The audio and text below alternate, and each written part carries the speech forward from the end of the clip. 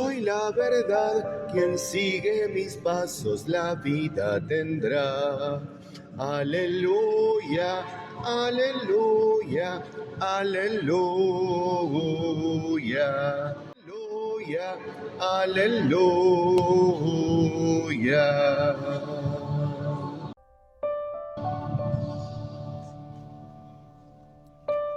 El Señor esté con ustedes. Evangelio de nuestro Señor Jesucristo según San Mateo. Jesús salió de la casa y se sentó a orillas del mar. Una gran multitud se reunió junto a él, de manera que debió subir a una barca y sentarse en ella, mientras la multitud permanecía en la costa. Entonces él les habló extensamente por medio de parábolas. Les decía: el sembrador salió a sembrar. Al esparcir las semillas, algunas cayeron al borde del camino y los pájaros las comieron. Otras cayeron en terreno pedregoso, donde no había mucha tierra, y brotaron enseguida, porque la tierra era poco profunda. Pero cuando salió el sol, se quemaron y por falta de raíz se secaron. Otras cayeron entre espinas y éstas al crecer las ahogaron. Otras cayeron en tierra buena y dieron fruto, unas 100, otras 60, otras 30. El que tenga oídos, que oiga.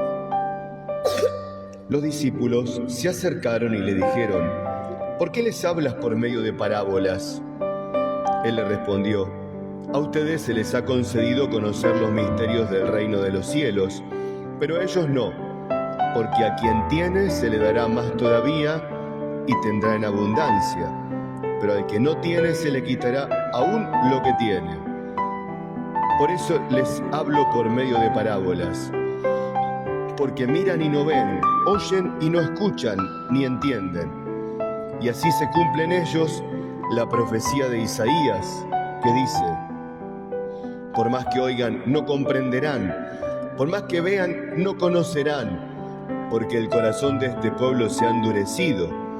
Tienen tapados sus ojos y han cerrado, tienen tapados sus oídos y han cerrado sus ojos, para que sus ojos no vean y sus oídos no oigan, y su corazón no comprenda, y no se conviertan y yo no los sane. Felices en cambio los ojos de ustedes porque ven, felices sus oídos porque oyen.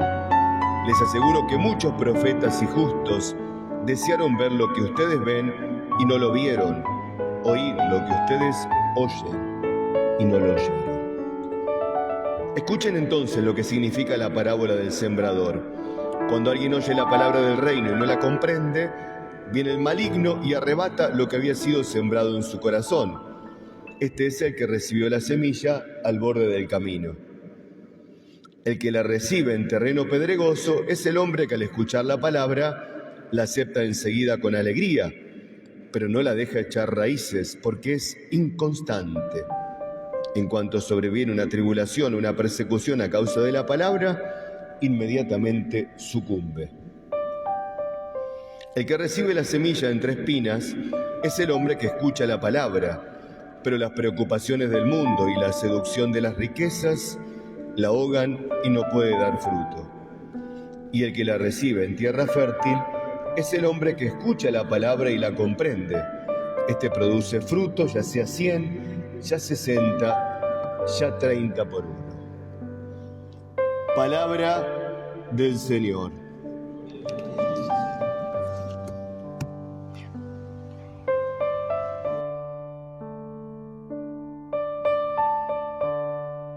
El Evangelio, en realidad de hoy, ya viene con la explicación incluida, es más fácil. La verdad no hace falta comentar mucho, ya lo explicó Jesús de qué se trataba.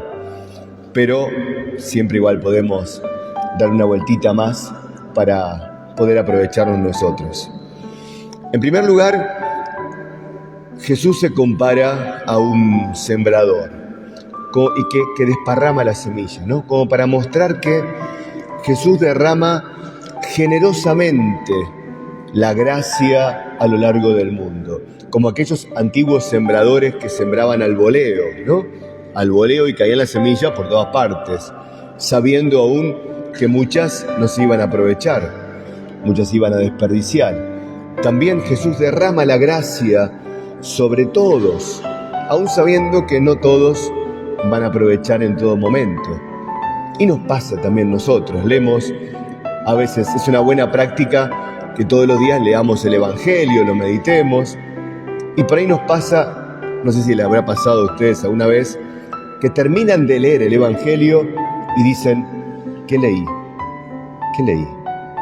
No sé ni qué leí, ¿no? A veces pasa, porque la cabeza se fue a otro lado. No es que por maldad uno no quiera valorar el Evangelio, pero se va, ¿no? Se fue a Andrómeda, lo llevó un ovni y bajó y terminó, dice, terminé.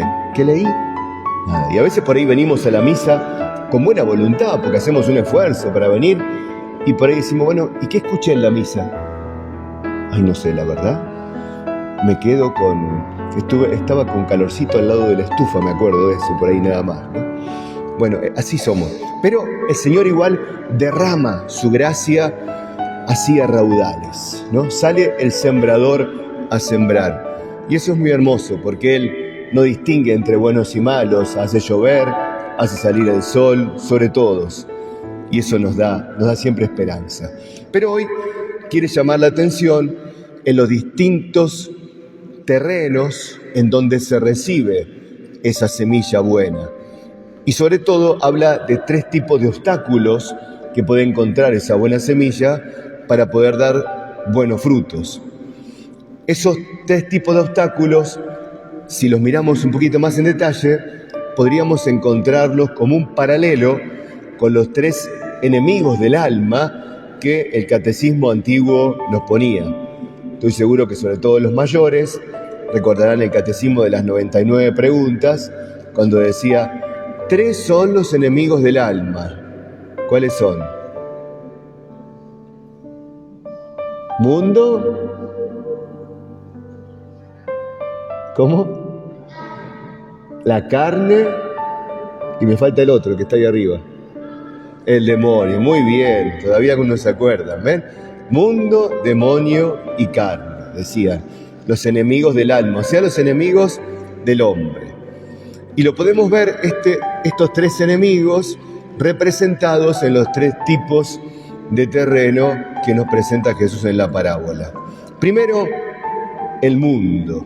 El mundo que ciertamente no se trata de la creación, porque Dios lo hizo todo bien, sino se trata de todas esas costumbres contrarias al Evangelio, las modas, las ideologías, los modos de pensar, los modos de vivir contrarios al Evangelio, ¿no? Que podemos hacer un paralelo con ese terreno lleno de espinas, que donde quiere crecer, allí los pinchan, los frenan, no le dejan desarrollarse. Por ahí, no sé, encontramos un chico, como los monaguillos de aquí, vuelven mañana y le dicen a los compañeros, ¿sabés que fui monaguillo a hacer en la parroquia? Y por ahí lo miran y dicen, oh, al monaguillo, que el único falta que quiera ser cura todavía, ¿no? Y le bajan todo, pero yo estaba contento que fui monaguillo y mirá cómo me tratan mis compañeros. No le comento más nada, ¿no? Las espinas ahí, que quieren pinchar. Entonces, estas espinas son como las que quieren ayudarnos, tentarnos para vivir al modo mundano, como todos. Es la que me quieren dar la pretensión de que se puede hacer de todo en esta vida, ¿no? Se escucha, a los jóvenes les dicen, ustedes tienen que probar de todo, les dicen. Hay que probar de todo. Y eso no está bien. No hace falta probar de todo. Lo malo mejor no probarlo nunca, ¿no? Porque cuando se prueban cosas malas muy fuertes, después cuesta más decir que no, ¿no? Una vez que se dijo que sí, después es más difícil decir que no. Supongamos, volvamos a los chicos. Si un chico nunca se copió en un examen, así debería ser, ¿no? Nunca se copió en un examen, entonces es más difícil que tenga la tentación de copiarse, porque nunca lo hizo, no está acostumbrado a eso. En cambio, uno que empezó a copiarse, no, ustedes no, seguro que no, uno que empezó a copiarse alguna vez, donde está trabado en un examen, mira al otro compañero que está escribiendo y le viene la tentación. Dice, yo no me acuerdo nada, el otro escribe y escribe, dale, pasame la 4, ¿no? Viene la tentación. Entonces, no es que hay que probarlo todo, pero eso es la tentación. ¿Cómo vos no probaste esto? ¿Nunca supiste lo que es emborracharte? Alguna vez tenés que probarlo para ver qué se siente. No hay que probarlo. Lo que está mal, ¿no? Bueno, esto es el mundo, ¿no? Que quiere llevarnos a la incoherencia. Por un lado decimos, rezamos el Padre Nuestro, hágase tu voluntad en la tierra como en el cielo. Rezamos en el pésame, antes querría haber muerto que haberte ofendido, y después agarramos la patineta y nos vamos a patinar por allí, ¿no? Entonces la incoherencia de vida. En los cristianos primitivos, para hacerse tales, para bautizarse, pasaban un periodo de 3 años, más o menos, donde tenían que dar razón los padrinos de que estaban preparados para dar ese paso, porque se estaban jugando la vida al ser cristianos. El padrino no era meramente el que le regalaba la velita, la cadenita bendecida o algún detalle para el cumpleaños. El padrino era el que tenía que dar fe ante la iglesia de que el ahijado estaba suficientemente preparado para hacerse cristiano. Y entonces, antes del bautismo, renunciaban firmemente a todo lo que se oponía.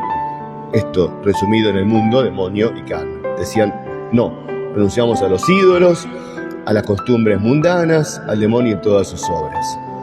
Bueno, hoy nosotros tenemos que desenmascarar todos los ídolos que el mundo nos propone para que podamos ser tierra buena y que las espinas del mundo no impidan ese crecimiento. En primer lugar, entonces, el mundo.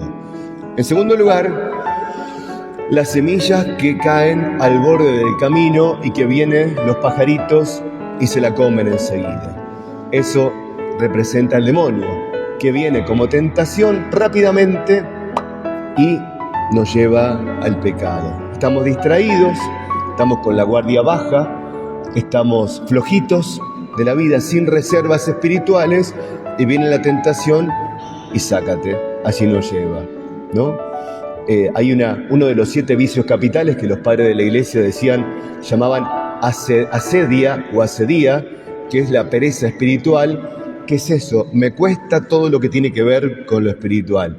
Me cuesta rezar, me cuesta leer, me cuesta ir a misa, me cuesta.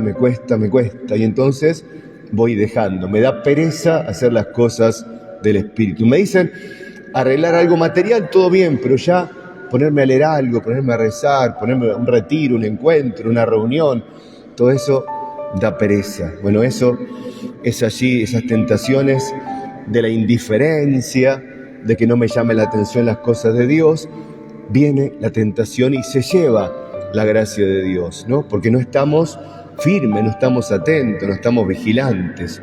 Tenemos que redescubrir siempre la necesidad de Dios, hambre y sed de Dios. El demonio. Y por último, la carne, que está representada en aquella tierra que cae, aquella semilla que cae en terreno pedregoso, que dice que crece, pero que como tiene poquita tierra, porque es pura piedra, entonces no puede echar raíces, y cuando sale el sol la quema enseguida. Y son esas personas que viven de entusiasmos, que viven de impulsos, ¿no? Pero son inconstantes, se cansan enseguida. Hoy está entusiasmada, da vuelta a la casa, ordena, se puso a estudiar todo, ordena los libros, y cuando no tiene ganas se queda en el pantano de la desesperanza, ¿no? Ahí pataleando. Por eso dice San Pablo, el espíritu es fuerte, pero la carne es débil, ¿no? Entonces, la constancia hace al hombre maduro, a la mujer y al varón auténticamente maduro. No es hacer algo bueno un día, sino es la constancia, la perseverancia, día a día. Entonces podemos resumir estos 3 terrenos, estas 3 dificultades para la semilla, en lo que la tradición de la iglesia hablaba como mundo, demonio y carne, en las incoherencias de la vida, en la indiferencia ante las cosas de Dios y ante la inconstancia de perseverar en el bien. Pero el Evangelio termina bien y dice que también hay tierra buena. Hay tierra que es humus, la cual da buen fruto, ¿no? Humus es la buena tierra, de ahí viene la humildad. El humilde es aquel en que Dios siembra y entonces da mucho fruto, está bien dispuesta la tierra para recibir esa semilla. No hay ninguna duda que el mejor ejemplo en cuanto a ser humano, propiamente y solo humano, de esta tierra buena y humus es la Santísima Virgen. Ella ciertamente no tuvo nada de incoherencia, ni tuvo nada de indiferencia ante las cosas del Espíritu y mucho menos de inconstancia. Ella es la mujer más madura, la madre de todos los hombres, que supo acoger el verbo que en ella se hizo carne y además todas las palabras, toda la prédica de Jesús, que ella la escuchaba y la meditaba en su corazón para hacer la vida. Bueno, hoy nosotros estamos aquí para que no se frustre todas las semillas que Él viene sembrando en nuestros corazones, para que podamos dejarnos triturar nuestra carne, ¿no? Cuando la tierra está muy seca, me acuerdo de mi papá, en la quinta decía, bueno, hay que escarpir un poco todo esto, ¿no? Hay que levantar la tierra, hay que moverla, está muy reseca, para que tome oxígeno, para que se haga, no se apelmace, y ahí sí se puede sembrar. Entonces venimos a la misa para que el Señor también escarpe nuestra tierra, la oxigene, y entonces todas esas semillas que Él quiere derramar a lo largo de la semana, que pueda fructificar, que nos encuentre fuerte para seguir gritando los goles, si Dios quiera, y que nos encuentre animados para seguir aceptando todas las dificultades de la vida, siempre mirando como venidos de Dios, el Padre bueno que nos ama. Amén. El Señor esté con ustedes. Evangelio de nuestro Señor Jesucristo según San Mateo. Jesús dijo a sus apóstoles: no piensen que he venido a traer la paz sobre la tierra. No vine a traer la paz, sino la espada. Porque he venido a enfrentar al hijo con su padre, a la hija con su madre y a la nuera con su suegra. Y así el hombre tendrá como enemigos a los de su propia casa. El que ama a su padre o a su padre más que a mí no es digno de mí. Y el que ama a su hijo o a su hija más que a mí no es digno de mí. El que no toma su cruz y me sigue no es digno de mí. El que encuentre su vida la perderá, y el que pierda su vida por mí la encontrará. El que lo recibe a ustedes me recibe a mí, y el que me recibe, recibe a aquel que me envió.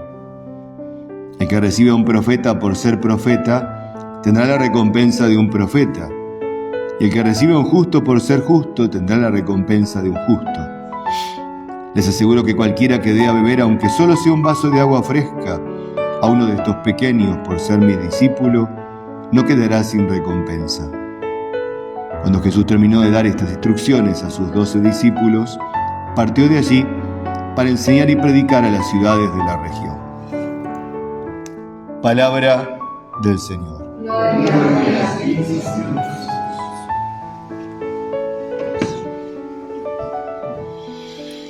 Duras hoy las palabras bíblicas, intensas, y que está bien tomarlas en serio, como siempre, ¿no? Pero no pasar rápidamente. Empieza con la de la primera lectura, tomada del libro del profeta Isaías. Dios habla a través del profeta y le dice al pueblo: escuchen la palabra del Señor, jefes de Sodoma, pueblo de Gomorra, ¿no? Sabemos que esos pueblos habían sido destruidos por la vida desastrosa moral que llevaban, ¿no? Entonces está hablando al pueblo de Dios, le está diciendo Sodoma y Gomorra, o sea, pueblo prostituido, le está diciendo, muy fuerte. Y después viene lo más duro que tratemos de entenderlo desde la mente de un israelita de esa época. ¿Qué me importa la multitud de sus sacrificios? Estoy harto de holocaustos de carneros, de la grasa de animales. No quiero más sangre de toros, corderos y chivos. no me sigan trayendo vanas ofrendas. El incienso es para mí una abominación, etcétera, ¿no?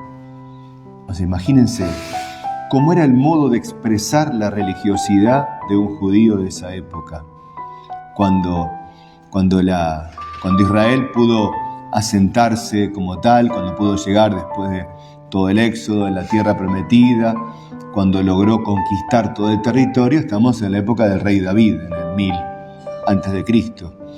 Recién con su sucesor, con Salomón, pudo construir el templo y ahí fue el primer gran periodo de paz del tiempo de Israel. Entonces, allí empieza a desarrollarse el culto en el templo, en el primer templo que construyen, el templo de Jerusalén. Todo desde esa época, más allá de los distintos avatares, hasta la época de Jesús, el templo era el centro del culto, ¿no? En la época de Jesús se destruyó el templo, lo volvió a reconstruir. El templo en la época de Jesús era el lugar de culto especial donde estaban los sacerdotes y todos los levitas, hacían turnos, porque el pueblo de Dios era un pueblo religioso. No es como nosotros, que está separado lo religioso de lo civil. O sea, Israel es el pueblo de Dios. De los que no eran pueblo, Dios los llamó para formar un pueblo, desde Abraham en adelante. No tienen sentido fuera de lo religioso, es el pueblo de Dios. Entonces todo giraba en torno al culto y Jerusalén, la capital, el templo de Jerusalén, el único lugar donde iban 3 veces por año en las peregrinaciones y el lugar de ofrecimiento, de noche y de día, el sacrificio de animales, todo tipo de sacrificios que hacían, las oraciones, todo giraba en torno allí. Dicho esto, ahora escuchamos que Dios a través del profeta dice que está harto de todo eso. ¿Cómo le caería, no? ¿Cómo le caería? Hagamos un paralelo con nuestro tiempo, que Dios nos dijera que está harto de todas nuestras manifestaciones religiosas, que está harto de las cosas que hacemos. ¿Cómo quedaríamos? Quedaríamos helados, ¿no? ¿Por qué puede ser? Porque en definitiva, este culto religioso del Antiguo Testamento lo había instituido Dios mismo, no era un invento de los hombres, era Dios mismo. ¿Por qué ahora dice que está harto? Claro, el problema es la actitud que hay de fondo. El problema no son los sacrificios en sí mismos, ni el incienso, ni las oraciones, sino que dice, todo esto los detesto con toda mi alma. ¿Pero por qué? ¿Por qué? Dice, porque las manos de ustedes están llenas de sangre, porque la maldad de sus acciones está ante mi vista. Maldad, las manos de sangre. Cesen de hacer el mal, busquen el derecho, socorran al oprimido, hagan justicia al huérfano, defiendan a la viuda. O sea, habían multiplicado las acciones externas de culto, pero interiormente se había vaciado de auténtica relación con Dios. Entonces hacemos un salto paralelo miles de años después, ahora nos encontramos nosotros aquí y también hemos recibido muchas formas de manifestar el culto a Dios. Lo hacemos privadamente, con devociones privadas, la oración, el rosario, las devociones, la coronilla, tantas cosas que son un regalo que la Iglesia nos hizo a través de los santos, a través de la experiencia de la vida de la Iglesia. O sea, son en sí mismas cosas buenas. Ni hablar la Eucaristía, que es el centro y el culmen de la vida cristiana. Pero todo esto puede ser hecho perdiendo el núcleo central, ¿no? Perdiendo el corazón, perdiendo el sentido. Uno puede asistir a la misa y no vivir la misa. Se puede rezar el rosario y no orar, ¿no? Se puede repetir oraciones y no rezar en serio. Entonces, ante todo esto, el Señor hoy nos llama la atención y quiere que revisemos la auténtica relación vital que tengamos con Él. Las manifestaciones pueden variar, pero el corazón, el núcleo, hay que renovarlo constantemente, ¿no? Todos tenemos la tentación de caer un poquito en la rutina. ¿Cuántas veces, decíamos el domingo, nos encontramos que después de leer un texto bíblico, terminamos de leerlo y decimos la liturgia de las horas, ¿no? Después de leer un salmo, un himno, decimos, ¿qué leí? ¿Qué leí? ¿No? Y si le pregunta, ¿qué leíste? ¿Cuál fue la lectura de ayer del Evangelio? Si preguntara, ¿no? ¿Qué leímos ayer? Y hay que pensarlo y por ahí no me acuerdo, ¿no? ¿Por qué? Porque uno se va a tantas cosas. No es que lo haga a propósito, no es que diga yo voy a venir a la misa a distraerme, pero la mente está bombardeada por tantas cosas que a veces cuesta retener, cuesta venir con todo el ser, cuesta dejar los problemas afuera. Bueno, queremos venir nosotros a esta Eucaristía de hoy también para renovar nuestro auténtico sentido religioso, ¿no? Queremos renovar nuestra religación con Dios, para que todo lo que hacemos sea expresión de eso profundo. Queremos de verdad tomarnos de la mano del Señor firmemente, queremos tomar conciencia de que sin Él no podemos nada y venimos como niños a suplicarle, Señor, no nos suelte de tu mano, ayúdanos a poder enamorarnos cada vez más, a caminar hacia ti, fortalécenos para que desde aquí, desde el culto, salgamos transformados a vivir como auténticos mujeres y hombres cristianos en el medio del mundo. Amén. El Señor esté con ustedes. Evangelio de nuestro Señor Jesucristo según San Mateo. Jesús dijo: Te alabo, Padre, Señor del cielo y de la tierra, porque habiendo ocultado estas cosas a los sabios y a los prudentes, las has revelado a los pequeños. Sí, Padre, porque así lo has querido. Todo me ha sido dado por mi Padre, y nadie conoce al Hijo sino el Padre, así como nadie conoce al Padre sino el Hijo, y aquel a quien el Hijo se lo quiera revelar. Palabra del Señor.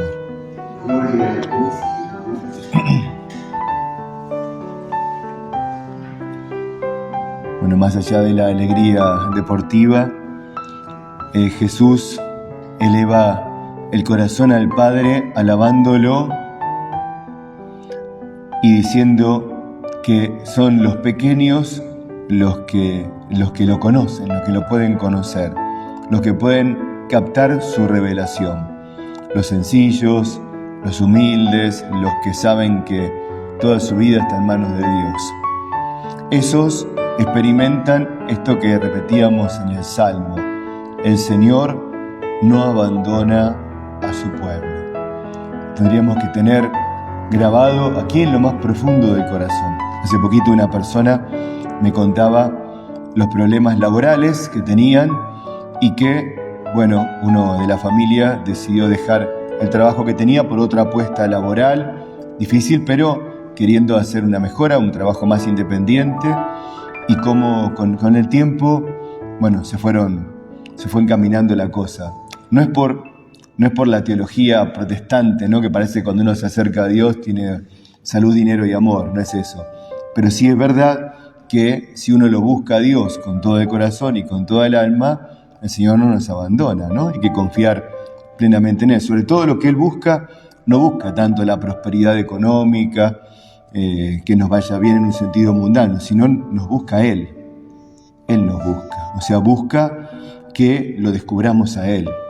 Y vamos a ver algún día, esperamos llegar al cielo, vamos a ver cómo todas las dificultades de la vida nos han llevado más a Él, ¿no? Por ahí tenemos la experiencia de que nunca rezamos tanto como cuando nos sentimos ahogados.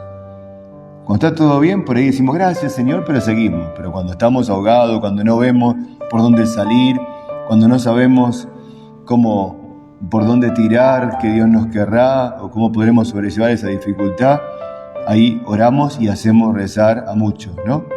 Entonces, bueno, Dios planea todo eso de algún modo, aunque no quiere el mal en sí mismo, planea todo para que vayamos a Él. Y los sencillos lo entienden esto muy fácil.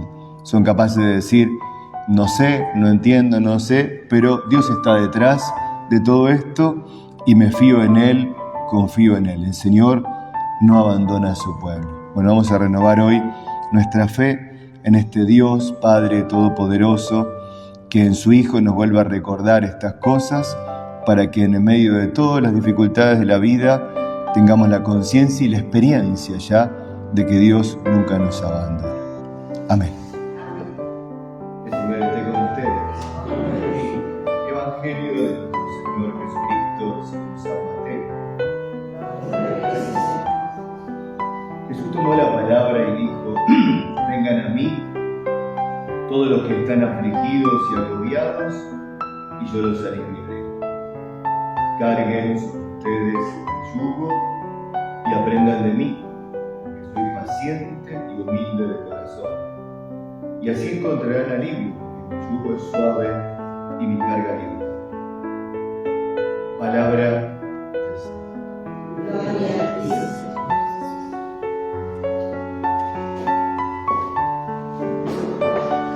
La Iglesia nos da la oportunidad hoy de estudiar lecturas propias. Vamos a hacer la lectura de la feria cuando hoy la Virgen, el de la feria, porque si en ese momento tenemos escuchado el Evangelio, me parece que también viene muy bien el día de la Virgen poder escuchar estas palabras de Jesús. Vengan a mí todos los que están afligidos y agobiados, y yo los aliviaré. Pensar en la Virgen del Carmen es para tantos la primera evocación de la protección de la Santísima Virgen. Cuando eran chicos, les ha enseñado a llevar el escapulario o protección de la Madre, y con las promesas de la Madre, que sabemos que hay que entenderlas dentro de todo el contexto de la vida cristiana, ¿no? No es superstición ni es magia, no es que solamente por tener el escapulario vamos a llegar al cielo, ¿no? Si nuestra vida no está acorde con el camino hacia el cielo. Es un sacramental. Los sacramentales son signos sensibles que nos ayudan a llegar a los sacramentos. Por eso hace falta la confesión frecuente, la Eucaristía, la vida de la gracia, la vida de la caridad, para que los sacramentales nos ayuden, ¿no? Nos ayuden a eso. Entonces confiamos plenamente en la Santísima Virgen que nos lleve a Jesús siempre. Y la Santísima Virgen como Madre de los afligidos, ¿no? También le llamamos a la Virgen Consuelo de los afligidos, una de las letanías. También ella nos consuela en este valle de lágrimas que decimos en la Santa. ¿Por qué decimos valle de lágrimas? Y la vida tiene mucho sufrimiento, tiene muchas dificultades. A una alegría le sigue un dolor. Ayer sonreímos, gritamos, lloramos de alegría, los boleros. Y bueno, eso tiene límite. Ojalá que el domingo se prolongue hasta el infinito, pero después todo vuelve a lo común, ¿no? Lo dice una instancia que ya la vida tiene muchos sufrimientos, es un valle de lágrimas. Y por eso María es consuelo de los afligidos. Pero todos acá hay muchas madres. Y las madres, ¿cómo quieren ver a los hijos? ¿Cómo quieren verlos? Quieren verlos felices, confiados, serenos. Igual están haciendo su vida y que mi mamá se sienta orgullosa porque los hijos van tomando buenas decisiones, van haciendo, van madurando, van sin darse cuenta repitiendo las mismas cosas que ustedes reciben de sus padres, les transmitieron a sus hijos, ¿no? Los dos chiquitos dicen: no quiero saber nada de todo esto, pero después las que son abuelas ya lo saben. Ven que sus hijos les enseñan a los nietos las mismas cosas que ustedes les enseñaban y que ellos se quejaban. La asimilan y la transmiten. Entonces, es el orgullo de ustedes ver que sus hijos, después sus nietos, van creciendo fuertes y firmes. Y si vieran que sus hijos, después sus nietos, vivieran temerosos, o protectores, o rebeldes, les daría mucho dolor. Porque dicen, te dirían: pero si le damos todo para que puedan estar bien, le damos todo, tienen todo para ser felices, ¿por qué se ponen así de rebeldes? ¿Por qué se ponen así? Y entonces sufre mamá, sufre papá, sufren los abuelos, porque los chicos tienen a veces una rebeldía que no se condice con la realidad. Y a veces se quejan de tantas cosas y ustedes, ¿no? Me acuerdo de mi abuela española que venía de una situación difícil, ¿no? La posguerra española, vinieron aquí a vivir a La Plata, a la Argentina, calle de barro, trabajo difícil, con el frío de esa época. Y cuando mi mamá se quejaba, mi abuela le decía: vete, hija, a la esquina y después mira y después vuelve, le decía, ¿no? Porque claro, nunca a veces los chicos, sobre todos los adolescentes nunca están contentos con lo que tienen, siempre les parece que es peor, que no es bueno, que los padres no los entienden, etc. Bueno, María, como consuelo de los afligidos, nos quiere así, nos quiere felices, nos quiere serenos, nos quiere confiando en Dios, nos quiere que en el medio de todas las dificultades de la vida vamos a levantar la mirada y decir, creo en ti, Señor. Fue el lema de la visita del Papa a España: alcemos la mirada. Levantar la mirada a Dios y decir, Señor, creo en ti, confío en ti de verdad. No sé cómo va a ser esto, pero confío en ti plenamente. Entonces, tenemos que dejarnos consolar por la Santísima Madre. Volviendo también al ejemplo familiar, cuando los chicos son chiquititos, vienen enseguida mamá que los acoge y los calma el llanto. Cuando va creciendo, mamá quiere acercarse al hijo y no le dice salir, no me toque. Quiere dar un beso y le dice no. Bueno, no se quiere dejar ayudar o mimar, se siente que ya son grandes y los papás ya no me sugieren, ¿no? Se guardan para la novia después. La Santísima Virgen quiere consolarnos, quiere animarnos, quiere ayudarnos a vivir una vida hermosa. Y se pone, por decirlo de algún modo, se pone triste, sin duda de modo, pero por decirlo de algún modo, le da pena, le da dolor a su corazón cuando no nos ve bien en nosotros, sabiendo que tenemos todo para hacer. Entonces, hoy le vamos a pedir que nos siga teniendo paciencia, para llevarnos una y otra vez a Jesús, que nos ayude a levantar el corazón cuando nos vemos demasiado caídos, que nos ayude a reaccionar cuando nos vemos deprimidos, tristes o demasiado exaltados.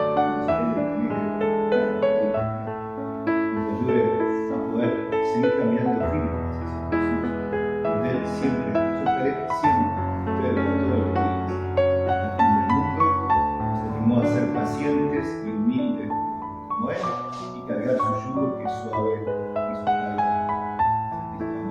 Nos sigue enseñando y nos dejemos enseñar para que podamos anticipar algo de ese gozo que nos tiene que dar. Aleluya, aleluya, aleluya, aleluya, aleluya. El Señor esté con ustedes. Evangelio de nuestro Señor Jesucristo, según San Mateo.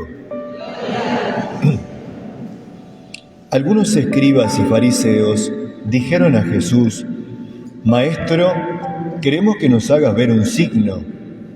Él les respondió: Esta generación malvada y adúltera reclama un signo, pero no se le dará otro que el del profeta Jonás. Porque así como Jonás estuvo 3 días y 3 noches en el vientre del pez, así estará el Hijo del Hombre en el seno de la tierra 3 días y 3 noches. El día del juicio, el hombre de Nínive se levantará. Los hombres de Nínive se levantarán contra esta generación y la condenarán, porque ellos se convirtieron por la predicación de Jonás. Y aquí hay alguien que es más que Jonás. El día del juicio, la reina del sur se levantará contra esta generación y la condenará, porque ella vino de los confines de la tierra para escuchar la sabiduría de Salomón, y aquí hay alguien que es más que Salomón. Palabra del Señor. Y Señor Jesús.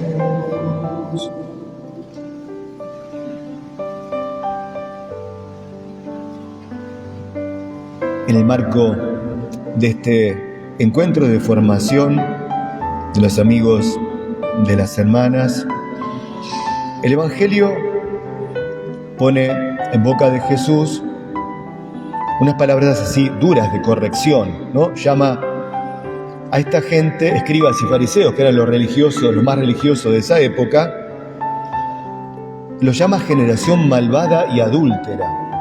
¿Por qué? ¿Por qué es tan duro? Porque ellos le piden, querían ver un signo, como si no hubieran visto ya. Jesús había hecho ya muchos milagros, muchos. ¿Por donde iba? ¿Qué había hecho?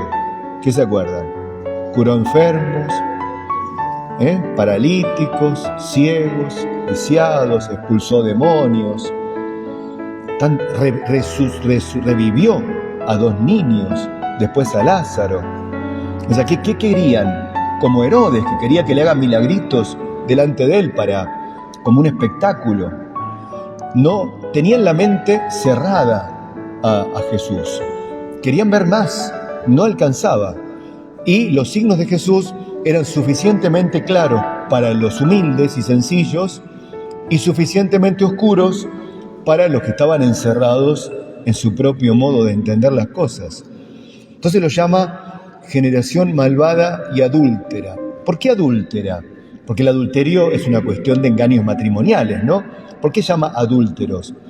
Lo que pasa es que Jesucristo viene a establecer una alianza con la iglesia, una alianza nupcial. Él es el esposo. ¿Se acuerdan cuando hablaban del ayuno? Dice, es que los amigos del esposo no ayunan cuando está el esposo. Él es el esposo, representado en las bodas de Caná también. El esposo y la iglesia es la esposa, su cuerpo. Entonces, él en la cruz viene a establecer una alianza esponsal. O sea, viene a unirse con todos nosotros. ¿Qué es esto de alianza esponsal? ¿Qué es una alianza entre el hombre y la mujer? Una unión única que los hace ser un solo corazón y una sola alma, ¿no? Y que está abierta a la vida. Bueno, Jesús vino para unirse con nosotros, para formar una comunión, la que estaba prevista desde el principio, para lo cual creó Dios a todos los hombres y que fue arruinada inicialmente por el pecado original. Jesús viene a recapitular todo ese proyecto de Dios para poder establecer esa alianza nupcial, para que podamos vivir en comunión con Él, ¿no? Entonces, todo pecado, todo desorden, todo rechazo contra ese amor nupcial se puede entender como un adulterio. Por eso los profetas hablaban de adulterio y Jesús lo habla de adulterio. Venimos de terminar el Mundial. Estamos tristes los argentinos, teníamos la esperanza de tenernos una copita más, pero estamos agradecidos por todo lo bueno que hicieron. Pero vale alguna reflexión también. Hasta hace poquito, Messi y sus compañeros eran lo más sacrificados, terribles, le daban todo. No sé hoy si todo el mundo piensa lo mismo, o si están criticando, si le están diciendo que son pechos fríos, que no dieron todo, que pasaron por encima. A ver, quiero decir esto. ¿Qué significa el adulterio? El adulterio significa cuando ponemos el corazón en alguien que no sea Dios. Entonces, el deporte es algo hermoso, tiene muchísimos valores y este grupo de futbolistas argentinos han representado muchos valores hermosos, ¿no? El deporte en general es muy bueno y es bueno que los jóvenes vuelvan al deporte y nos hace bien a todos. El peligro es cuando ponemos del todo el corazón en un deportista que en vez de seguir e imitar a los santos, sigamos o querramos imitar a un deportista que representa un aspecto de valores, pero no lo más importante, ¿no? Entonces tenemos que estar atentos, no convertir a los deportistas en santos, no una santidad mundana, no lo es. Damos gracias, estamos contentos, lloramos, pataleamos, criticamos, reímos con el fútbol y esto es muy, muy humano y muy normal. Pero bueno, ahora damos vuelta a la página, ¿no? La vida sigue, como sigue este encuentro. Pero qué oportunidad hermosa este encuentro de formación para que nos preguntemos, ¿quién es el número 1 de mi vida? ¿Quién es el número 1? Pero no en la teoría, porque a cualquiera de las hermanas o a mí y a cada uno de ustedes, laicos responsables, que tienen catequesis de hace muchos años, algunos son catequistas también, seguramente, cualquiera de ustedes dirá, si uno le pregunta, ¿qué es lo más importante para usted? Y si lo preguntamos acá en el marco de la misa, dirá, y Dios, Jesús es lo más importante. Pero no es solo lo que decimos, ¿no? Sino que en cada decisión de la vida, en cada contrariedad, en cada vuelta de la esquina, nos salga desde el interior una decisión cristiana de verdad, que nos salga la coherencia de la vida. Entonces, está bien que nos salgamos en estos días, en el marco de todas las ayudas y todo lo que vienen preparando las hermanas desde hace mucho tiempo, con mucho cariño, con mucha dedicación, con mucha oración, estoy seguro, que en el marco de todo esto, esas ayudas que le van a dar, que se pregunten sinceramente, ¿quién es el número uno de mi vida? ¿Quién es? Pero en la práctica, no en la teoría, en la práctica. ¿Quién es el número uno de mi vida? Cuando viene una dificultad, ¿cuánto tiempo tardo en centrarme? Cuando algo me sale mal, ¿cuánto tiempo tardo en serenarme? Cuando me critican, ¿cuánto tiempo tardo en decir, basta que Dios esté contento conmigo? Cuando me corrigen, ¿cuánto tiempo tardo en discernir? ¿No? Bueno, se lo vamos a pedir al Señor que aprovechemos todos los que estamos aquí, este tiempo de gracia. También para algunos son vacaciones ya, para algunos estudiantes son vacaciones, y es una oportunidad de parar un poco las actividades ordinarias para reflexionar un poquito más. ¿Quién es el número uno? ¿Y cómo hacer para que Jesús de verdad sea cada vez más el número uno de mi vida? No solo para no cometer este adulterio espiritual, sino para que sea de verdad cada vez mi número uno. Que si tuvieran que hacerle una resonancia magnética espiritual a mi corazón, vieran que ahí está Jesús, Ahí está Jesús. No hay una pelota, no hay dinero, no hay poder, no hay quedar bien, no hay likes, sino que está Jesucristo.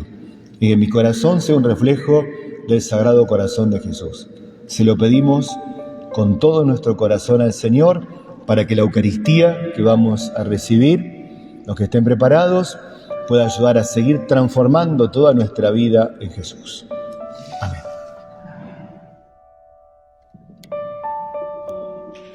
El Señor esté con ustedes. Evangelio de nuestro Señor Jesucristo según San Mateo.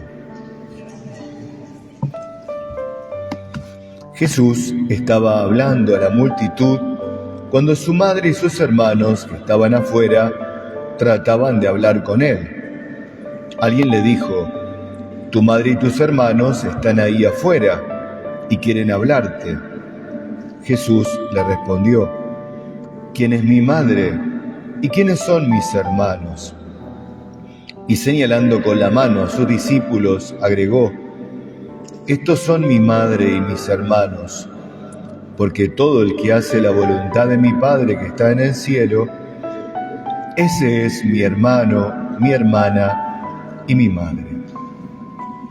Palabra del Señor.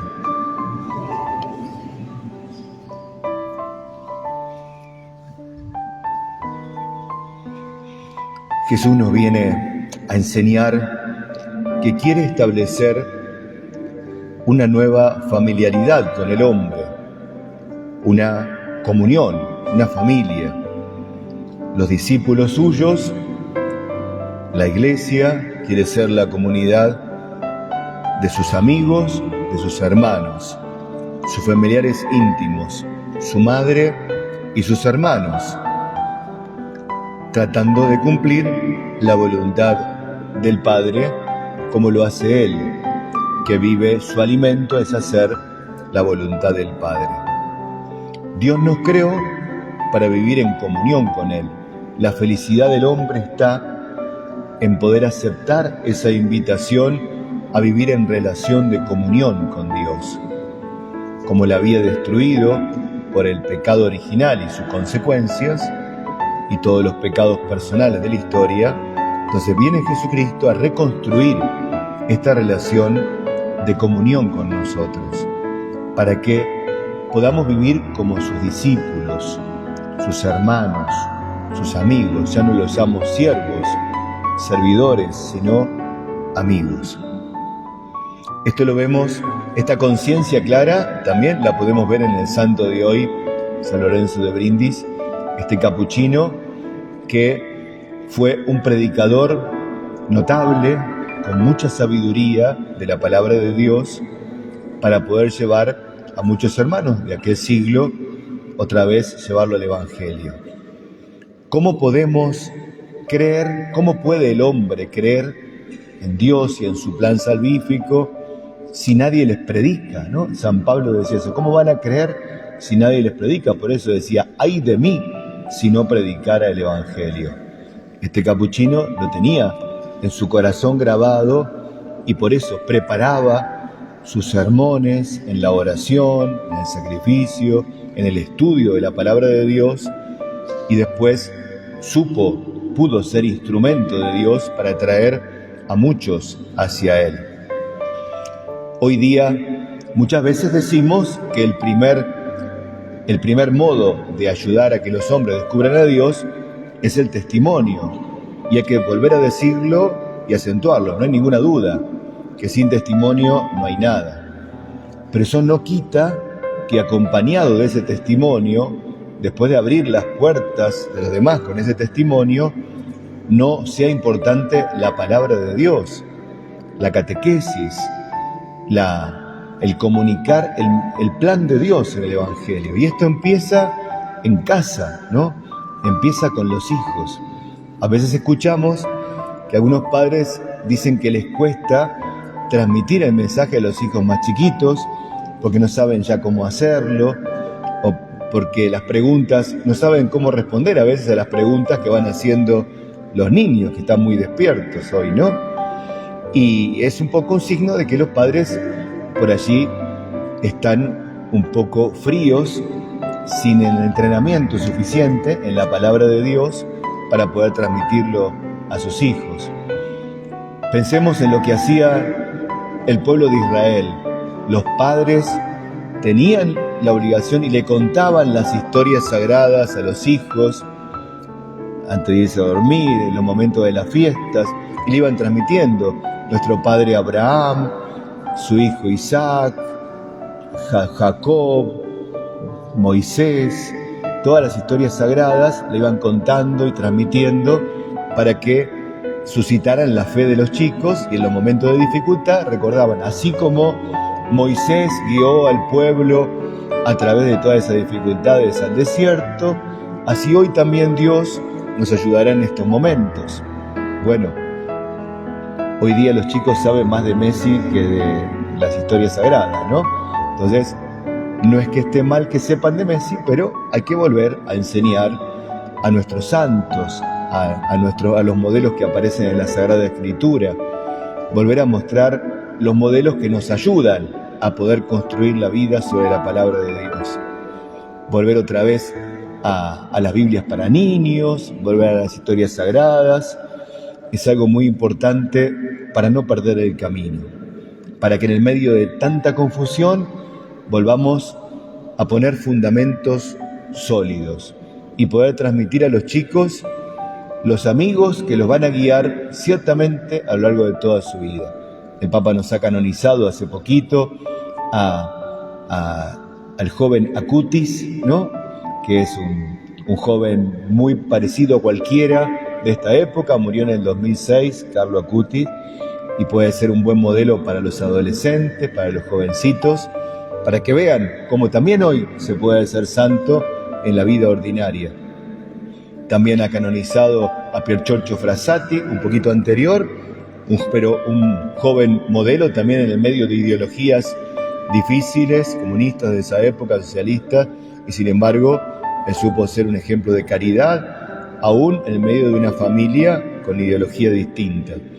Tenemos santos de todo tipo. Hay que volver a las historias sagradas, volver a los santos, volver a la lectura de la palabra de Dios para reordenar otra vez la vida cristiana.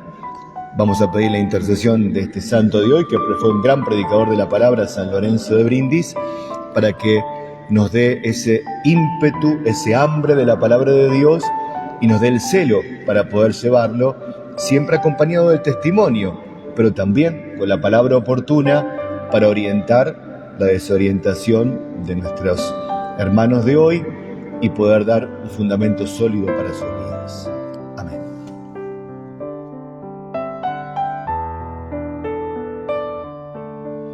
El Señor esté con ustedes. Evangelio de nuestro Señor Jesucristo según San Juan. El primer día de la semana, de madrugada, cuando todavía estaba oscuro, María Magdalena fue al sepulcro y vio que la piedra había sido sacada. Corrió al encuentro de Simón Pedro y del otro discípulo al que Jesús amaba y les dijo: «Se han llevado del sepulcro al Señor y no sabemos dónde lo han puesto». Pedro y el otro discípulo salieron y fueron al sepulcro. María se había quedado afuera llorando junto al sepulcro. Mientras lloraba, se asomó al sepulcro y vio a dos ángeles vestidos de blanco, sentados uno a la cabecera y otro a los pies del lugar donde había sido puesto el cuerpo de Jesús. Ellos le dijeron: «Mujer, ¿por qué lloras?». María respondió: «Porque se han llevado a mi Señor y no sé dónde lo han puesto». Al decir esto se dio vuelta y vio a Jesús que estaba allí, pero no lo reconoció. Jesús le preguntó: «Mujer, ¿por qué lloras? ¿A quién buscas?». Ella, pensando que era el cuidador del huerto, le respondió: «Señor, si tú lo has llevado, dime dónde lo has puesto, y yo iré a buscarlo». Jesús le dijo: «María». Ella lo reconoció y El Señor esté con ustedes. Evangelio de nuestro Señor Jesucristo según San Mateo. Gloria a ti, Señor. Los discípulos se acercaron a Jesús y le dijeron: «¿Por qué le hablas a la multitud por medio de parábolas?». Él le respondió: «A ustedes se les ha concedido conocer los misterios del reino de los cielos, pero a ellos no, porque a quien tiene se le dará más todavía y tendrán abundancia, pero al que no tiene se le quitará aún lo que tiene. Por eso les hablo por medio de parábolas, porque miran y no ven, oyen y no escuchan, ni entienden. Y así se cumple en ello la profecía de Isaías que dice: por más que oigan no comprenderán, por más que vean no conocerán, porque el corazón de este pueblo se ha endurecido.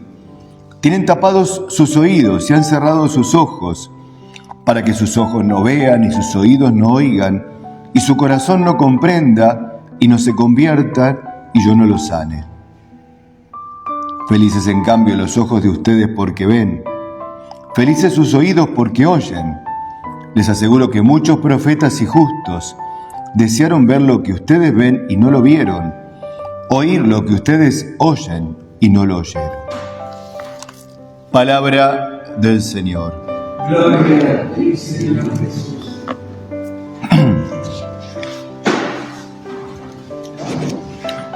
Me llamaba particularmente la atención el comienzo de la primera lectura, tomada del libro de Isaías, uno de los grandes profetas, a través de quien habla el Señor. Entonces dice Jeremías: la palabra del Señor llegó a mí, así, ¿no? Y entonces dice el Señor a través del profeta: ve a gritar a los oídos de Jerusalén. Si dice ve a gritar, es porque es algo importante, ¿no es cierto? Algo que quiere que llegue a oídos de todos. Ve a gritar a los oídos de Jerusalén: recuerdo muy bien la fidelidad de tu juventud, el amor de tus desposorios, cuando me seguías por el desierto, por una tierra sin cultivar. Entonces toma esta parábola, compara a Israel como si fuera una novia que había sido, en el que la había tratado con tanta dulzura, sacándola de la esclavitud y llevándola al desierto, el lugar del enamoramiento, y allí, sobre todo en el monte donde recibe los mandamientos, hace la alianza, esa alianza que es como el desposorio, ¿no?, de Dios con su pueblo hebreo, con el pueblo que será llamado de Israel. Y dice que todos los pueblos que venían a combatirlo después tenían una penitencia, no un castigo, porque esa era la esposa amada. Pero cuando entró después en la tierra de promisión, después dice: horrorícense y queden paralizados los cielos, porque mi pueblo ha cometido dos maldades. Abandonaron a mí, la fuente de agua viva, y se cavaron cisternas que no retienen el agua. Entonces, las palabras que le dice son una llamada de atención. En un principio era un pueblo joven fiel, la joven amada de Yahvé Dios, y después se ha prostituido, ¿no?, adorando a los falsos ídolos, como comentábamos ayer. Pero esto que le dice al pueblo de Israel, nos lo dice hoy a todos también, ¿no? Hoy todos somos de algún modo los destinatarios de estas palabras de Dios. Entonces también nos dice hoy a nosotros: recuerdo muy bien la fidelidad de tu juventud. Y llámese juventud a los momentos de mayor gracia. Puede ser una juventud real, hace muchos años, o puede ser en algún momento del despertar religioso por, algún retiro, un momento de gracia. Recuerdo muy bien la fidelidad, podemos traducir, de esos momentos fuertes de gracia de tu vida, de esos periodos de gracia de tu vida. El amor de tus desposorios. Y todo eso es una llamada, ¿no?, a volver siempre al primer amor, como en aquella carta del Apocalipsis que le echa en cara también Dios a una de las iglesias que se había enfriado del primer amor. Y pensaba también que nosotros somos siempre críticos de la realidad en que vivimos, ¿no? Vemos los males del mundo, tenemos ojos, es lógico. Vemos cómo la gente se aleja de Dios, vemos las consecuencias que tiene esto, los poderosos que aprietan un botón y enseguida disparos para acá, disparos para allá, guerras innecesarias y tantos males que vemos. Nos sobran los ojos y los oídos para escuchar todo eso. Pero quizás podríamos verlo hoy todo eso con un matiz particular. Nuestras infidelidades, nuestros enfriamientos del corazón, de algún modo son también responsables de toda la maldad que nos rodea. Cuando el Catecismo de la Iglesia se pregunta ¿quiénes son los responsables de la pasión de Cristo?, uno pensaría rápidamente a esa respuesta de decir, los judíos porque no lo aceptaron y le hicieron un juicio falso y lo hicieron crucificar. Los romanos porque lo único que querían era quedar bien con el César y entonces se dieron al poder, se dieron a quedar bien, no quisieron tener problemas con los judíos, entonces lo crucificaron. Y sin embargo, nuestro amigo San Francisco de Asís está citado en el Catecismo diciendo, el responsable o los responsables de la pasión de Cristo eres tú, pecador, dice. Porque Jesús vino por nuestros pecados. Nosotros somos los responsables de la pasión de Cristo, más allá de las responsabilidades que pueden haber tenido en su momento Herodes, Pilato, los sumos sacerdotes y los demás. Más allá de las responsabilidades personales, Jesucristo vino por nuestros pecados. Entonces nosotros somos responsables. Entonces no está mal pensar también en esto, que no es para desanimarnos, sino para tener una visión también real y complementar tantas otras visiones. Yo también soy responsable, en parte, de los males que veo en la sociedad. Y por eso Dios me llama a volver a la fidelidad de tu juventud. Recuerdo muy bien la fidelidad de tu juventud, dice. Volver a esa fidelidad de la juventud, llámese, vuelvo a decir, juventud, momentos de gracia, para que podamos consolar el corazón de Jesucristo tan herido por los pecados del mundo y podamos ser instrumento de su gracia. Porque si no, también dice el Evangelio, el que tiene se le dará más y al que no tiene se le quitará aún lo poco que tenga, ¿no? Nosotros hemos recibido mucho y estamos llamados a ser instrumento para poder dar mucho a Dios y a su pueblo.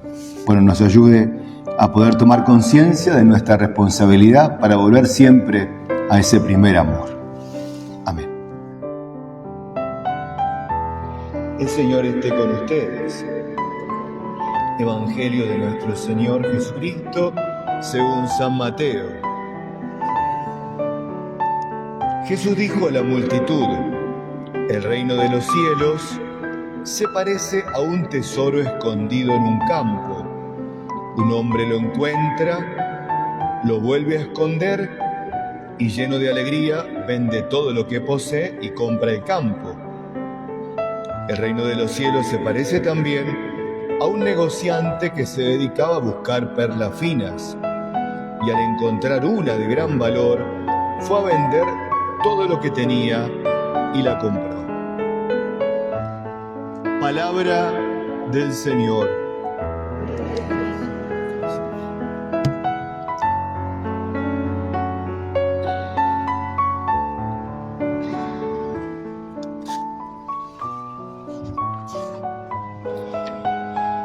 Escuchamos hoy dos lecturas. Como siempre, la palabra de Dios es muy nutritiva, nos alimenta, nos hace pensar, nos ilumina. En la primera lectura se cuenta un episodio de la vida del rey Salomón. Resulta que en el pueblo de Israel hubo un primer rey que pudo congregar a todo el pueblo bajo su poder. Fue un gran rey, el rey más conocido y el más santo, más allá de que tuvo momentos de debilidad. Ustedes habrán escuchado hablar del rey David. Sobre todo nos acordamos del rey David en aquella lucha contra el grandote Goliat que le ganó con aquella piedra, ¿no? El rey David, el gran rey David, después de que pudo pacificar su territorio y unificarlo bajo su poder, antes de morir consagró a su hijo como sucesor, a uno de los hijos, que fue Salomón. Entonces Salomón, cuando tuvo que asumir, después que murió el padre, el reinado, se encontró con un reinado enorme, con un padre que había hecho un montón de cosas, y él era joven, y entonces se daba cuenta que era muy joven y no podía valerse por sí mismo. Imagínense si el más grande hoy de los Lobatos le dijeran: vas a ser el encargado de una empresa, el jefe de una empresa. Voy a decir: Dios mío, ¿cómo hago con todo esto? ¿No? Bueno, eso fue lo que le pasó a Salomón. Entonces oró a Dios diciendo: yo soy un pobre muchacho, no me puedo valer por mí mismo, no puedo solito con todo esto. Y entonces Dios le dijo que le pidiera lo que quisiera y le pidió un corazón comprensivo para poder juzgar a su pueblo, para no hacer cosas desacertadas, ¿no? Para saber ayudar a la gente y para saber discernir, o sea, tomar conciencia de lo que está bien y de lo que está mal. O sea, poder tener bien en claro lo que está bien de lo que está mal. Eso que es tan importante. Discernir lo que está bien de lo que está mal. Eso le pidió y le gustó mucho a Dios, de modo que le dio mucha sabiduría para poder llevar adelante esa tarea de ser el gran rey sucesor de David. Y en el Evangelio Jesús nos habla de dos parábolas, como cuentos, muy sencillitos, que dice que un hombre encontró un gran tesoro cavando la tierra, supongamos, estaba haciendo un pozo y se encontró con un gran tesoro. Imagínense de eso que aparece en las películas, esos cofres grandes que uno lo abre y lleno de monedas de oro. Dice: qué tremendo todo esto, qué tesoro. Entonces, ¿qué hizo con ese tesoro? Lo volvió a esconder, fue a comprar ese terreno y entonces se quedó con el terreno y con él y con el tesoro, ¿no es cierto? Vendió todo lo que tenía para comprar ese terreno porque valía la pena, porque no era solo el terreno, era el tesoro que estaba ahí adentro, cavado en el terreno. Y algo parecido con uno que buscaba perlas finas, la misma idea. Entonces, nos preguntamos nosotros: ¿quién es verdaderamente sabio en esta vida? ¿Quién es el verdaderamente sabio? ¿Qué es lo que vale la pena buscar? Por ahí ustedes hicieron un jueguito de la búsqueda del tesoro. ¿Hicieron hoy? ¿Sí? ¿O no? No, hoy no, todavía no. Después va a haber búsqueda del tesoro. Bueno, ¿qué es lo que vale la pena buscar? Imagínate si vos haces la búsqueda del tesoro, estás todo el día buscando un tesoro y te encontrás una piedra así fea que dice tesoro. Dice, para esto busqué todo, ¿no? En cambio, imagínate si dice búsqueda del tesoro y cuando lo encontrás, abrís y te encontrás una Mac cuádruple, con mucho queso, rica, y decís, vale la pena, y no te alcanza la boca para morderla, Pero bueno, sí, era un tesoro eso, para el que tiene hambre. ¿Cuál es el tesoro de verdad en nuestra vida? ¿Qué no es un tesoro? Vamos a pensar, ¿qué no es tesoro? Hay gente que valora más el envoltorio del regalo que el regalo. ¿Qué es más importante, el paquete o lo que está dentro? No escucho. ¿El paquete o lo que está dentro? Lo que está dentro, ¿no es cierto? Vos podés envolver con un papel hermoso, con un moño muy lindo y con una tarjetita hermosa y adentro le ponés otra vez esa piedra fea, negra que no dice nada. Entonces abrís el paquete, hay una caja, la caja dice iPhone 17 Pro Max. La abrís y hay una piedra negra dentro. Un chasco total. Bueno, así somos a veces los hombres. Nosotros a veces nos preocupamos por el pelo, por la silueta, por la piel y por todo lo demás, por la altura, por si estoy flaco, por si estoy gordo, por si soy blanco, por si soy más morochito, por si tengo ojos celestes o los tengo marrones.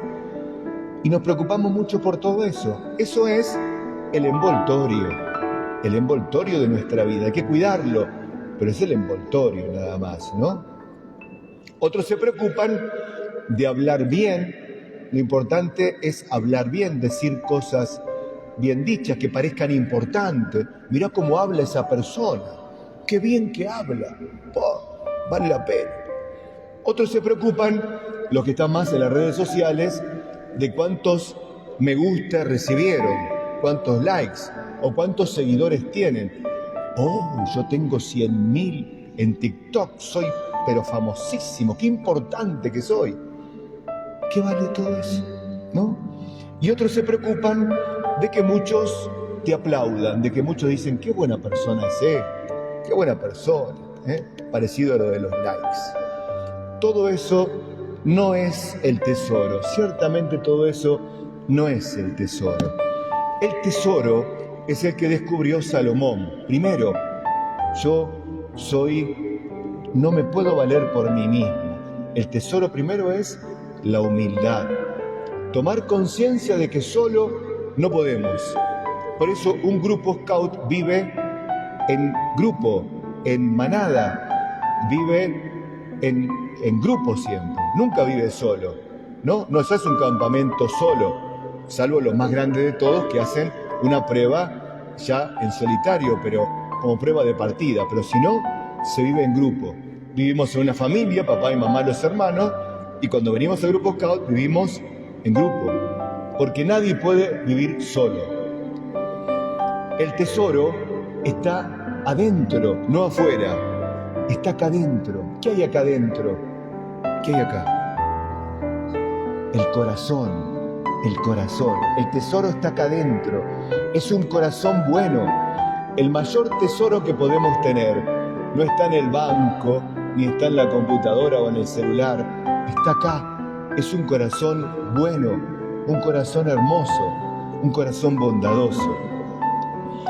Y además, cuando le pedí a Salomón discernir entre lo que está bien y lo que está mal, le está diciendo que el tesoro también es tener una mente limpia, que se sepa dar cuenta lo que vale la pena, que no te metan gato por liebre, que no te confundan, que no te engañen, que no te digan vas a ser feliz cuando tengas ese celular.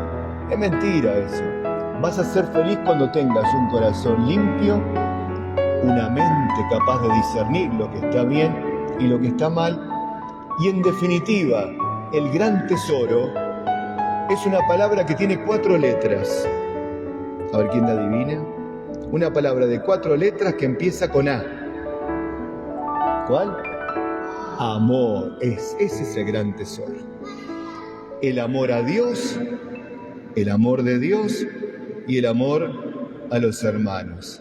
Porque el tesoro es Dios. que nos regala su amor, para que le respondamos con amor y desde ese amor nos amemos los unos a los otros. Bueno, vamos a pedirle entonces hoy, en esta Eucaristía, que podamos volver una y otra vez a descubrir el verdadero tesoro, que es el amor de Dios, que es amor, para que luchemos por ese tesoro, para que no le creamos al mundo que nos quiere vender otros tesoros falsos y que desde ese tesoro que es Dios y su amor podamos ayudar a los demás a que descubran cuál es la verdadera sabiduría, qué es lo que vale la pena buscar, qué es por lo que vale la pena luchar. Amén. Te pedimos, Padre, que alimentados con este sacramento divino, memorial perpetuo de la pasión de tu Hijo, este don de su amor inefable nos conduzca a la salvación por Jesucristo nuestro Señor. Les recuerdo que ya el próximo domingo es primer domingo de mes, primer domingo de octubre, 2 de agosto, así que será la misa por los enfermos y afligidos. Y en la capilla de Fátima va a venir la visita del obispo auxiliar, Monseñor Jorge González, en la misa del próximo domingo 2 de agosto a las 9:30 de la mañana. También habrán visto por las redes de que algunos pocos dueños de lo propio y más dueños de lo ajeno se nos llevaron uno de los honguitos estos que estaban acá de estufas, el último que estaba allí. Así que si lo ven ofreciéndolo por algún lugar, pueden llamar a la comisaría porque ya está hecha la denuncia. Esperemos que aparezca y si no, oremos por la conversión de los ladrones. Nos pone contento y también damos gracias por el acompañamiento musical. Los extrañábamos mucho a Martín y Rupé, que pudieron volver por el trabajo y demás actividades que a veces se le hace difícil, junto con Pipo también. Así que le damos gracias a Dios que podamos contar con ellos. Siempre es lo mejor cantar y no escuchar una grabación. Lo que pasa es que cuando no hay otra cosa, tenemos que apelar a algo grabado, pero nos pone contento que estén ellos. Y sigamos adelante, redescubriendo el tesoro. El Señor esté con ustedes. Descienda sobre cada uno de ustedes, su familia, sus amigos, sus enfermos, la bendición de Dios Todopoderoso, Padre, Hijo y Espíritu Santo. La alegría del Señor sea nuestra fortaleza. Pueden ir en paz. El reino de los cielos se parece a un grano de mostaza que un hombre sembró en su campo. En realidad, esta es la más pequeña de las semillas, pero cuando crece es la más grande de las hortalizas y se convierte en un arbusto, de tal manera que los pájaros del cielo van a cobijarse en sus ramas. Después le dijo esta otra parábola. El reino de los cielos se parece a un poco de levadura que una mujer mezcla con gran cantidad de harina hasta que fermenta toda la masa. Todo esto lo decía Jesús a la muchedumbre por medio de parábolas y no les hablaba. Lo tenemos presente a San Pantaleón como patrono de los médicos y pensamos en ese tiempo como en el actual, ¿no? Un médico puede atender a muchas personas, puede estar muy atento a atender mucho y decir, bueno, mi objetivo es atender a la mayor cantidad posible. Pero el peligro sería, si ese fuera el mero objetivo, que las trate muy superficialmente, ¿no? Que pasen uno tras otro.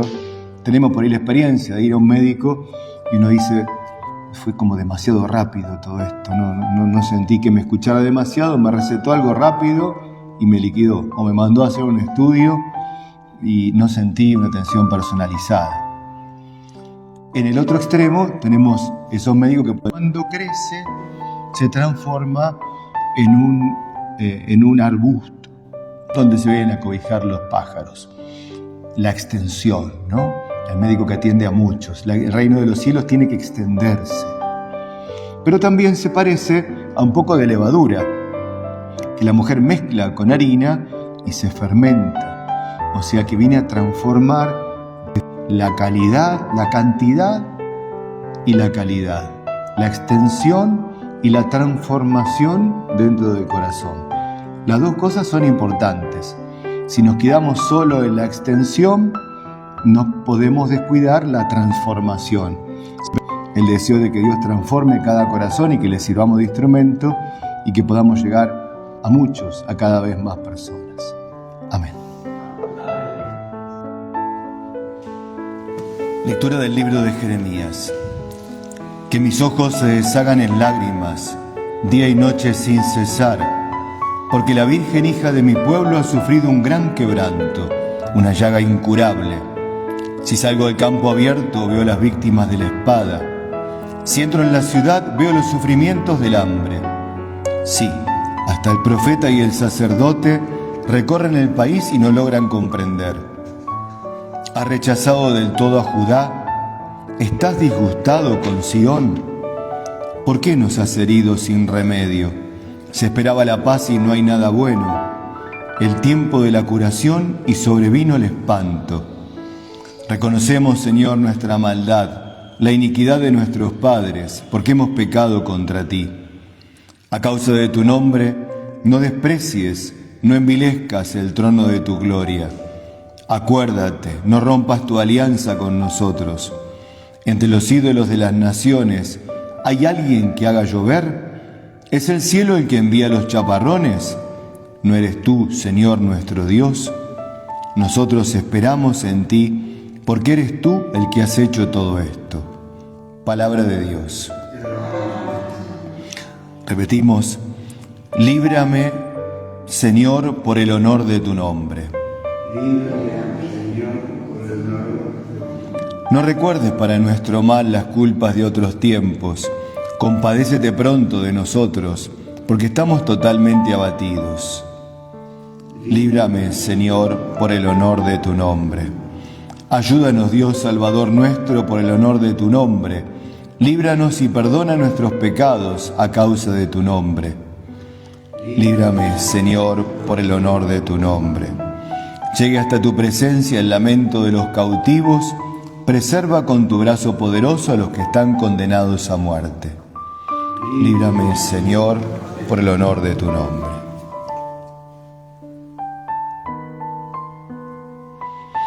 Aleluya, aleluya, aleluya, aleluya, aleluya, aleluya. Aleluya, aleluya. El Señor esté con ustedes. Evangelio de nuestro Señor Jesucristo según San Mateo. Gloria a ti, Señor. Dejando a la multitud, Jesús regresó a la casa. Sus discípulos se acercaron y le dijeron: explícanos la parábola de la cizaña en el campo. Él le respondió: el que siembra la buena semilla es el Hijo del Hombre. El campo es el mundo. La buena semilla son los que pertenecen al reino. Las cizañas son los que pertenecen al maligno. Y el enemigo que la siembra es el demonio.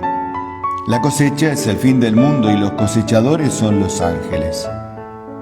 Así como se arranca la cizaña y se la quema en el fuego, de la misma manera sucederá al fin del mundo. El Hijo del Hombre enviará a sus ángeles, y estos quitarán de su reino todos los escándalos y a los que hicieron el mal, y los arrojarán en el horno ardiente. Allí habrá llanto y rechinar de dientes. Entonces los justos resplandecerán como el sol en el reino de su Padre. El que tenga oídos, que oiga. Palabra del Señor.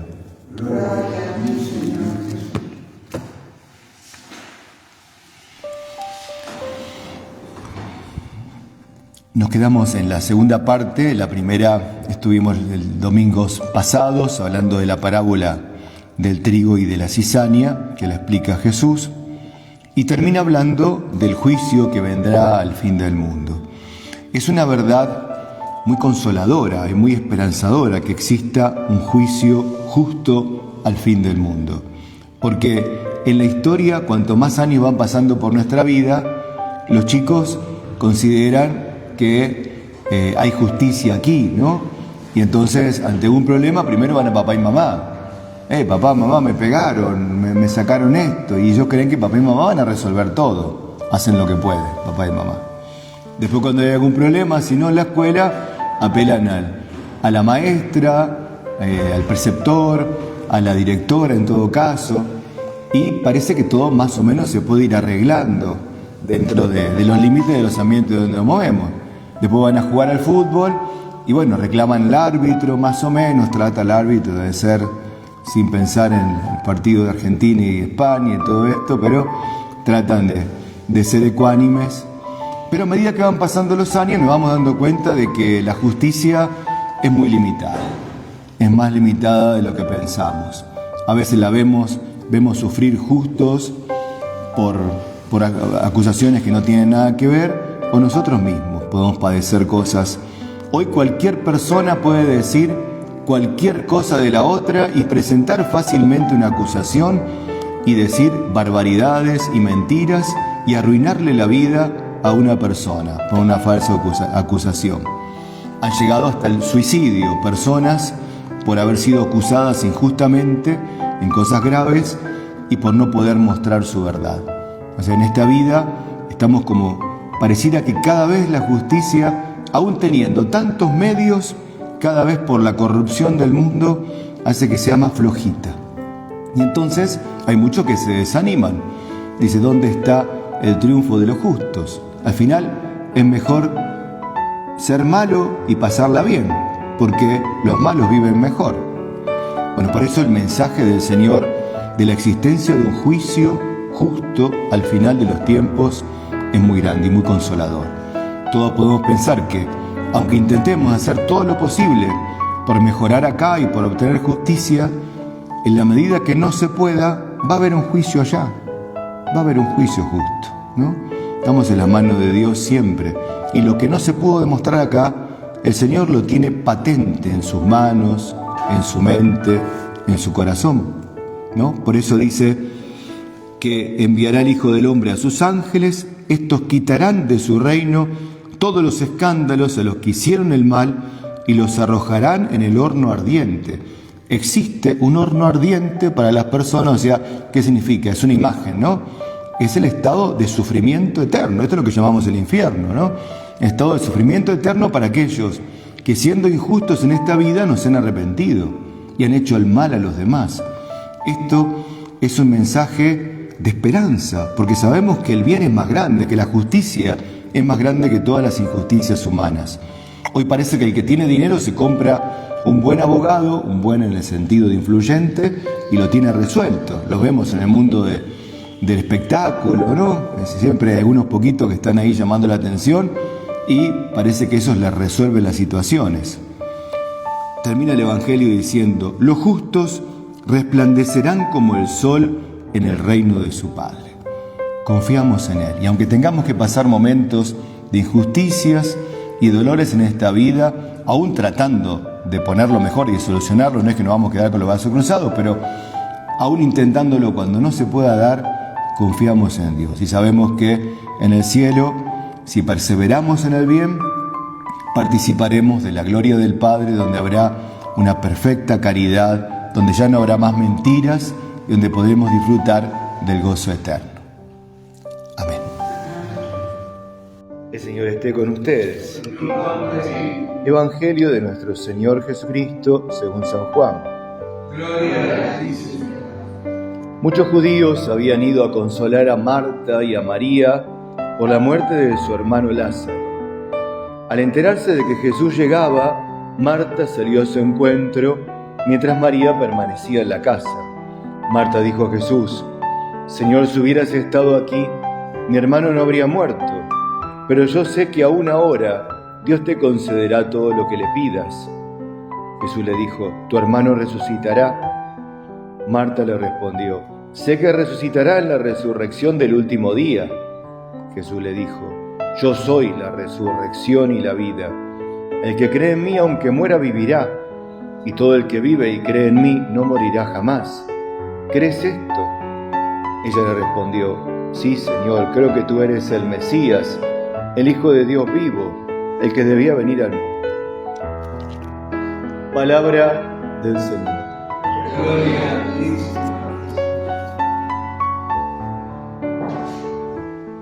En la celebración de estos 3 hermanos que Jesús consideraba como un lugar de descanso en el espíritu, un lugar de amistad, de acogida, podríamos ver así sencillamente primero que cada uno es como un ejemplo de actitudes muy cristianas, ¿no? Podríamos fácilmente recordar cómo Marta es el ejemplo del servicio, aquella que siempre está pendiente de que no falte nada de la casa, no falte nada de los detalles.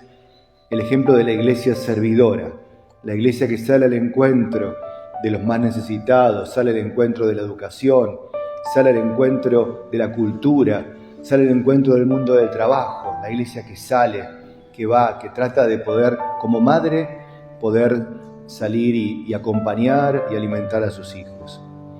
María la vemos como la que está siempre al pie, ¿no? La que está escuchando al Señor, es la iglesia orante, la iglesia que se la pasa a la escucha, la iglesia que ofrece, la iglesia representada de un modo particular en la vida consagrada, como nuestras queridas clarisas, sobre todo las de clausura, que entregan totalmente su vida en la contemplación y en el trabajo cotidiano.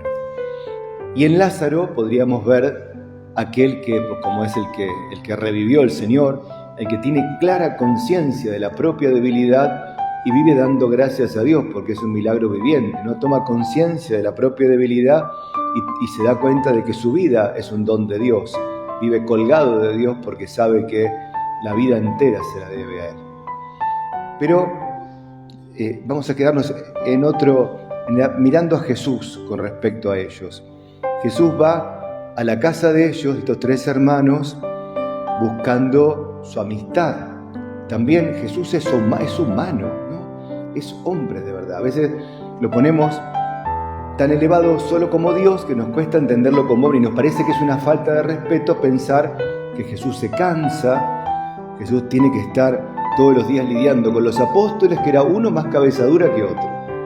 Tiene que estar lidiando con la gente que le vienen a pedir milagros a cada momento y que no lo dejan tranquilo ni comer a veces. Le dice a los apóstoles, vamos a escuchar el próximo domingo, vamos a un lugar aparte para descansar un poco.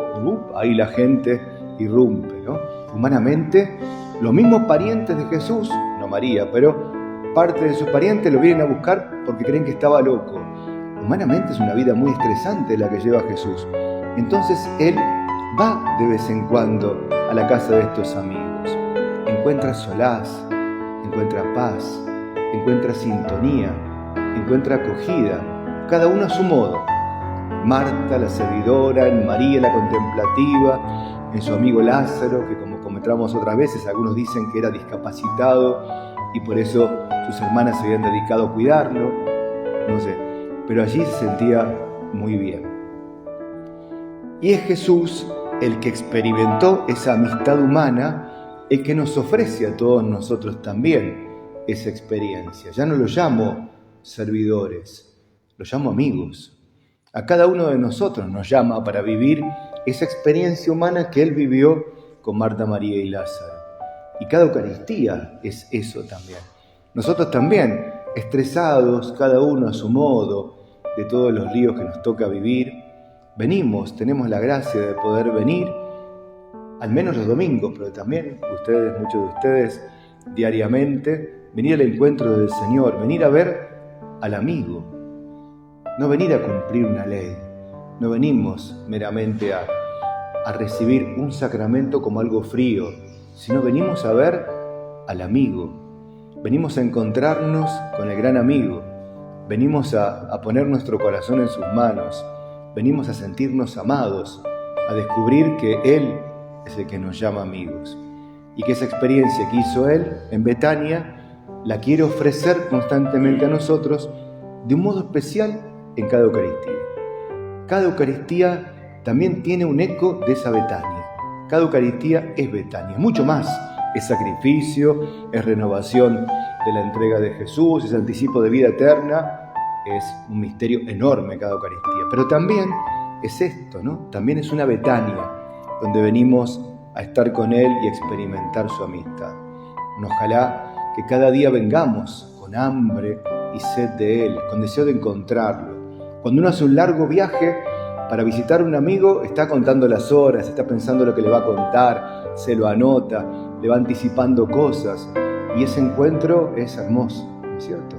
Bueno, tenemos que volver a ver a Jesús como ese amigo que nos espera cada día para poder Él abrir su corazón y espera que nosotros le abramos el nuestro y anticipar algo de lo que será la vida eterna. En la intercesión de estos tres hermanos santos nos ayuden también a poder experimentar esa amistad que es capaz de colmar todos nuestros corazones. Amén. El Señor esté con ustedes. Evangelio de nuestro Señor Jesucristo, según San Mateo. Todos saben lo que es la señal de Santa Cruz. Los enemigos libran al Señor Dios nuestro. Los enemigos pensamiento, los enemigos palabras, los enemigos acciones, sentimientos que buscamos en la. Al llegar a su pueblo, Jesús se puso a enseñar a la gente en la sinagoga, de tal manera que todos estaban maravillados. ¿De dónde le viene, decía, la sabiduría y ese poder de hacer milagros? ¿No es este el hijo del carpintero? Su madre no es la que llaman María. ¿Y no son hermanos suyos Santiago, José, Simón y Judas? ¿Y acaso no viven entre nosotros todas sus hermanas? ¿De dónde le viene todo esto? Y Jesús era para ellos un motivo de escándalo. Entonces le dijo: un profeta es despreciado solamente en su pueblo y en su familia. Y no hizo allí muchos milagros a causa de la falta de fe de esa gente. Palabra del Señor. Gloria a ti, Señor Jesús.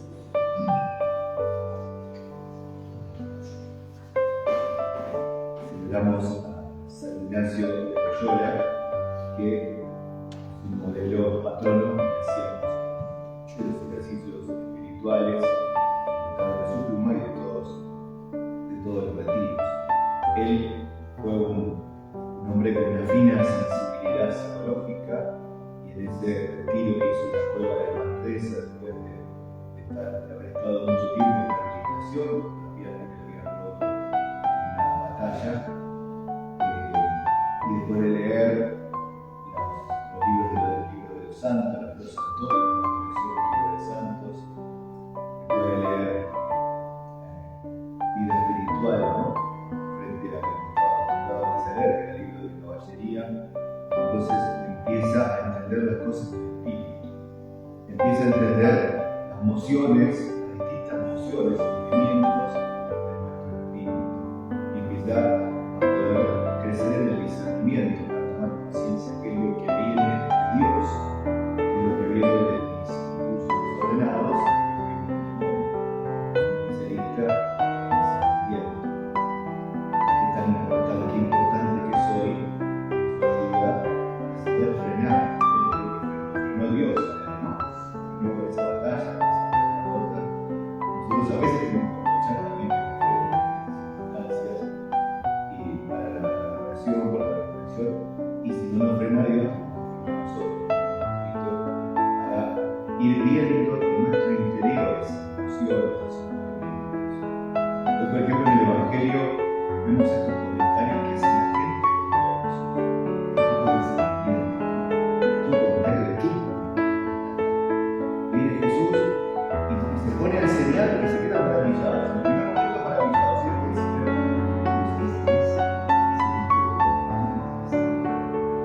pero no sé, era chiquito, usted buscaba a sus parientes. ¿Quién es esa cosa?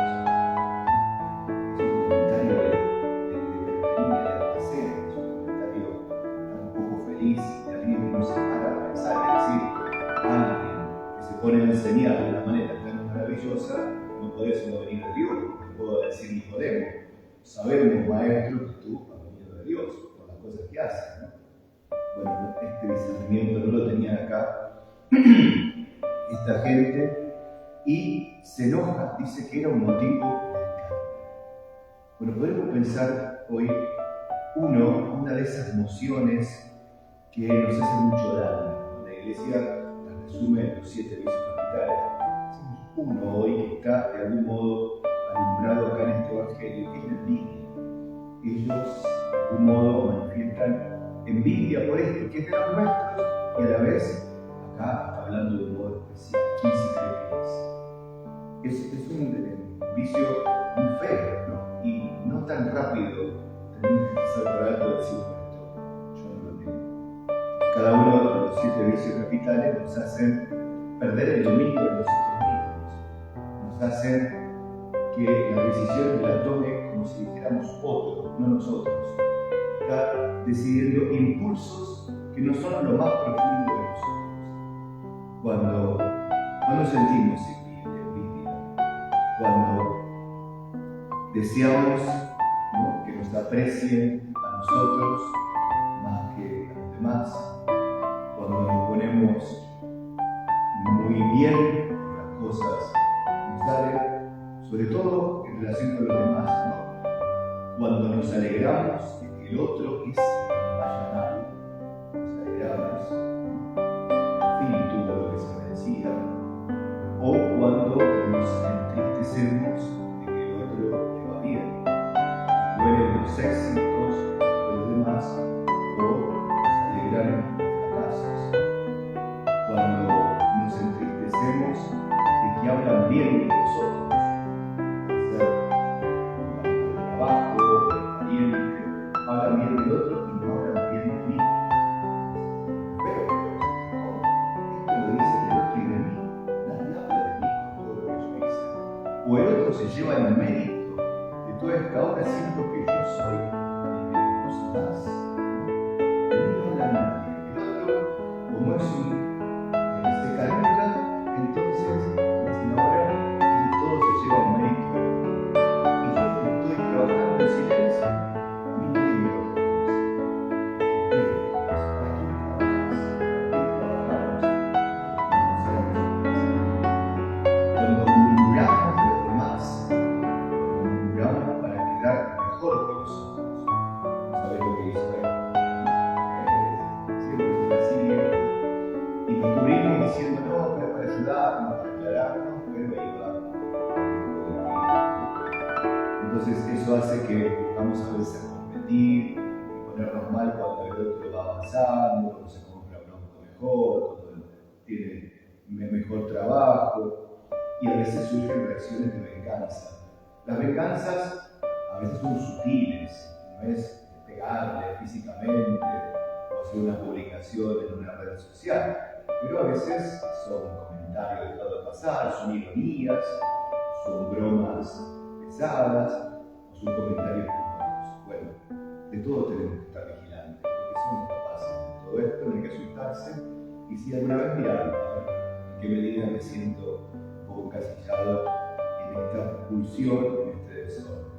Vamos a pedirle hoy a San Ignacio, que es especialista en este discernimiento, que nos ayude a no caer en esto tan feo que vemos a esta gente que en vez de dar gracias por tener este gran maestro entre ellos, a menos que lo reconozcan de entrada como gran maestro, se ponen a juzgarlo y decir quién es este que lo conocemos. Que nos ayude a levantar el corazón, siempre estar tan admirados de que Jesucristo se haya acercado a nuestra vida y podamos seguirlo cada vez más humilde y